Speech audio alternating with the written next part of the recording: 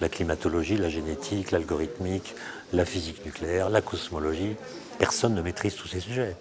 Simplement, la science, les sciences, en général, si on les approfondit un petit peu, même si on les touche de très près, peuvent nous donner des joies intellectuelles. La joie qu'on éprouve quand on comprend quelque chose qu'on a eu du mal à comprendre, c'est une joie très particulière qu'on ne peut pas avoir autrement.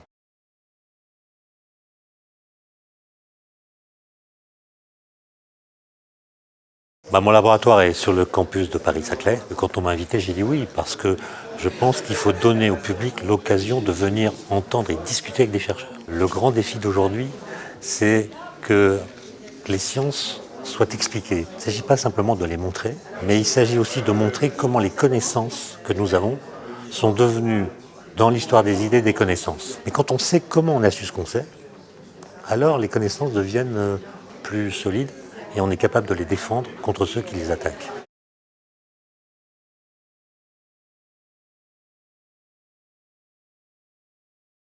On vit dans un monde, alors le monde dont je parle c'est la Terre avec l'atmosphère, le ciel tel qu'on le voit depuis la Terre, ce monde qui est dans l'univers, en fait c'est un masque. Le monde nous fait croire que les lois physiques ressemblent aux phénomènes qu'elle décrit.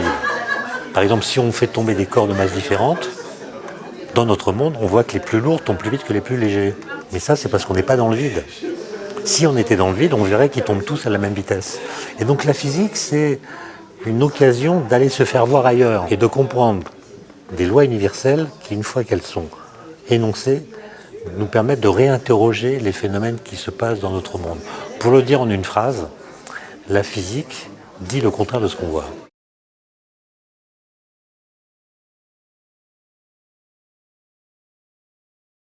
La science, en général, nous invite à nous méfier du bon sens. Alors le bon sens est très utile. Quelqu'un qui n'aurait aucun bon sens dans la vie de tous les jours aurait une espérance de vie sans doute limitée. Mais le bon sens n'est pas un bon guide pour connaître les vérités scientifiques, ni même pour les critiquer. En fait, la science, elle s'est construite contre le bon sens. Faire de la physique, c'est expliquer le réel, empirique, notre expérience, par l'impossible. Il y a par des lois qui, quand on les entend pour la première fois, nous semblent fausses, alors qu'elles sont vraies.